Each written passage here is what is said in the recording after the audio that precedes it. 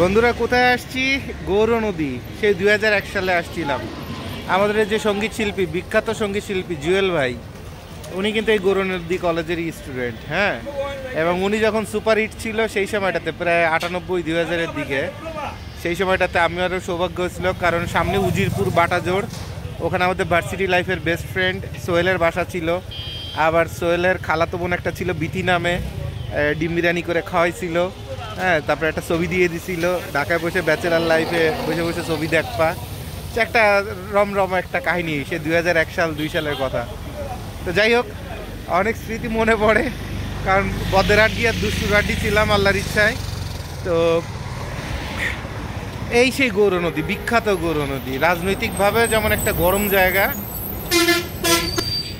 এই সামনে যে নদীটা আছে এটাই গৌর নদী সম্ভবত, এখন নদী ছোট হয়ে গেছে। আর এটা হচ্ছে গৌর নদী কলেজ, আর এটা হলো গৌর নদী বাস স্ট্যান্ড। এখানে হিউজ ব্যবসার একটা সোর্স, এবং আমি যখন আসছিলাম তখন এগুলো কিছুই ছিল না। তো এখন তো পুরা জমজমাট, হ্যাঁ পুরা জমজমাট। সো গৌর নদী একটা বিশাল একটা ফ্যাশন সচেতন জায়গা। গৌর নদীর সবথেকে মজার যে বিষয়টা, যে এইখানে ছেলেপেলে কেন যেন একটু ডিফারেন্ট টাইপের স্মার্ট, যারা একটু ক্লাস ফ্যামিলির অথবা একটু ক্লাস চিন্তা ভাবনা করে, এই টাইপের ছেলেপেলের সংখ্যা এখানে বেশি।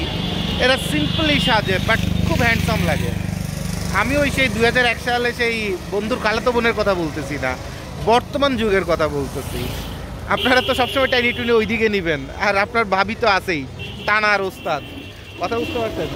আমি যেটা বলছি রিয়েলিটি, কারণ এই গৌর নদী থেকে যত ভাই ব্রাদার আমার অফিসে গেছে, যে পাঞ্জাবি পরে গেছে একটু ডিফারেন্ট ভাল লাগতেছে, যে একটু অভাবী পরিবারের গাইড কিনতে গেছে তাকে একটু ডিফারেন্ট ভাল লাগতেছে। যেমন বিকালে সূর্যের আলোটা আমার মুখে পড়ছে, একটু মিষ্টি মিষ্টি দেখাচ্ছে। বাস্তবে আমার তো মনে করেন যে চেহারা, তাতে টর্চ লাইট মেরে দেখা লাগে।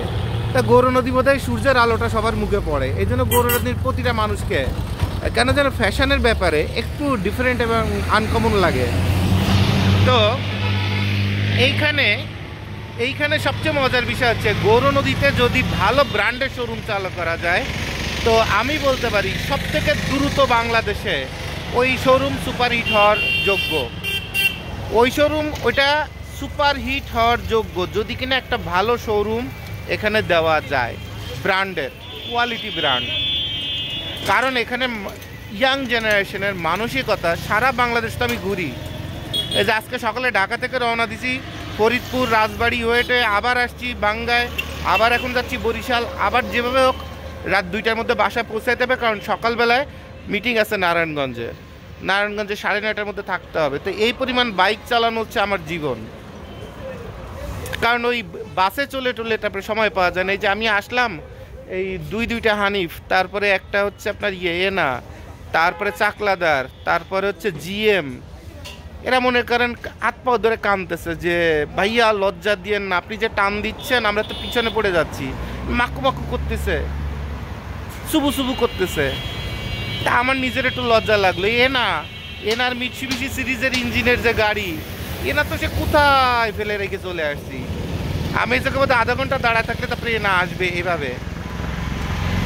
এনাই দিবে, এভাবে আসবে। তাই টেনা চাকলাদার, তারপরে যে কী বলে সাকুরা মাকুরা, এইসবের কোনো বেল নাই। কোনো ইউটিউবে যত বগি দেখেন ওগুলো টাইনি তারপরে বানানো ভিডিও, একটু স্পিড বাড়ায় দিয়ে বাংলা টান যেটা দিছি না, কান্নাকাটি শুরু করছে পোলা বানায়। নামে না সব কান্না শুরু করছে, হানিফে কান্না শুরু করছে, জোবায়েদ ভাই। আর আমি পিছনে তাকাইলে তো কইতে যে ও জোবায়েদ ভাই ওস্তাদ, যান কথা বুঝছেন না? কারণ জোবায়েদ ভাই সারা বাংলাদেশে বাইক টানার খেলোয়াড়। যাই হোক, পারি পার ডে 1000 কিলো চালাইতে পারি, 1500 পারি, যদি কিনা ওরকম টার্গেট থাকে, সমস্যা নাই। বয়স হয়েছে তো কী হয়েছে ভাই। তো এই যে ফিলটা কথা বললাম, 42 বছর বয়স, দাড়ি চুল সব পেকে গেছে, এখনও বাইক টানার গল্প করতেছি। এর অর্থ কি? It's an energy. আর এই এনার্জিটাই হচ্ছে গৌর নদীর, বরিশাল জোনের সবথেকে বড় রাজনৈতিক বলেন, ফ্যাশন বলেন, কাজকর্মে উন্নতি বলেন, সব থেকে মেইন পাওয়ার জেনারেট হয় এই গৌর নদী দিয়ে। তাই গৌর নদী এই যে এতক্ষণ পরে এনা আসছে দেখছেন, আমি যখন পার কাটছি এনার ড্রাইভার কান্দে, জুয়েদ ভাই এরম লজ্জা দিয়েন না। আগে তা কান্দ না, আমি যাই, আমার তাড়া আছে। এতক্ষণ পরে আসছে। তো আপনার এই গৌর নদী হচ্ছে সব থেকে বড় এনার্জির জায়গা বরিশালের। আর এই এনার্জির জায়গায় যদি আপনি কোয়ালিটি দিতে পারেন, আপনি হিট করতে অল্প সময় লাগবে, এক কথা বলে দিলাম। তাতে কাপড়ের ব্যবসা করেন না যা বলেন, আর কাপড়ের ব্যবসা যত সহযোগিতা লাগে আমাকে বললে আমি আছি আপনাদের সাথে। সবার জন্য শুভকামনা। গৌর নদীর মিষ্টি গোলার মতো না, তবে আজকে খাওয়ার সময় পাচ্ছি না, ঠিক আছে? গৌর নদীর দই আর মিষ্টি আর বাতাবি লেবু, স্পেশালি উজিরপুর বাটাজোরের বাতাবি লেবু সারা জীবনে ভুলবো না।